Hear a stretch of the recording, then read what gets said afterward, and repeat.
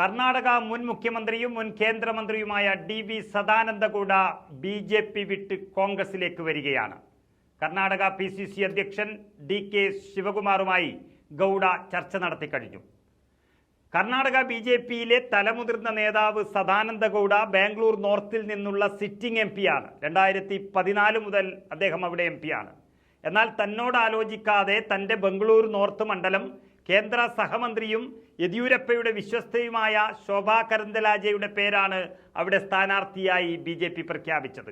അത് അംഗീകരിക്കാൻ കഴിയില്ല എന്നുറപ്പിച്ചാണ് സദാനന്ദഗൌഡ BJP വിട്ട് മൈസൂരുവിൽ നിന്ന് കോൺഗ്രസ് സ്ഥാനാർത്ഥിയായേക്കുമെന്ന റിപ്പോർട്ടുകൾ ഇപ്പോൾ പുറത്തു വരുന്നത്.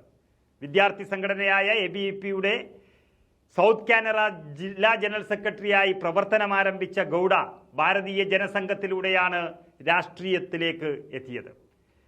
കർണാടക നിയമസഭയിലെ പ്രതിപക്ഷ ഉപനേതാവ്, ലോകസഭാ അംഗം, കർണാടകയുടെ മുഖ്യമന്ത്രി, നിയമസഭയിലെ പ്രതിപക്ഷ നേതാവ്, BJPയുടെ സംസ്ഥാന അധ്യക്ഷൻ, കേന്ദ്ര ക്യാബിനറ്റ് വകുപ്പ് മന്ത്രി എന്നീ നിലകളിലെല്ലാം അദ്ദേഹം പ്രവർത്തിച്ചു.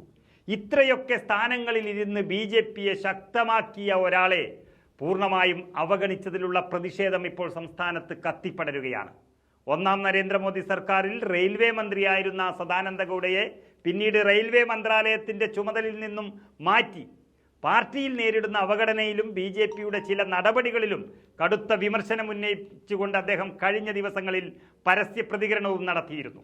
2 ദിവസം മുൻപ് മണ്ഡലത്തിലെ സ്ഥാനാർത്ഥിയായ ശോഭാ കരന്ദലാജെ സദാനന്ദഗൌഡയെ സന്ദർശിക്കാനെത്തിയിരുന്നു. ഒക്കലിക സമുദായ അംഗമാണ് ഗൌഡ. മൈസൂർ മേഖല എന്ന് പറയുന്നത് ഗൌഡ സമുദായത്തിൻ്റെ ഒരു തട്ടകമാണ്. മൈസൂരുവിൽ ഒക്കലിക വിഭാഗത്തിൽ നിന്നുള്ള സ്ഥാനാർത്ഥിയെ മത്സരിപ്പിക്കാനാണ് കോൺഗ്രസ് ശ്രമിച്ചു വരുന്നത്. മൈസൂരിലെ സിറ്റിംഗ് MP ആയ പ്രതാപ് സിൻഹയെ മാറ്റിയതും മണ്ഡലത്തിൽ വലിയ അസ്വാരസ്യത്തിന് BJPക്കിടയിൽ ഇപ്പോൾ കാരണമായിട്ടുണ്ട്.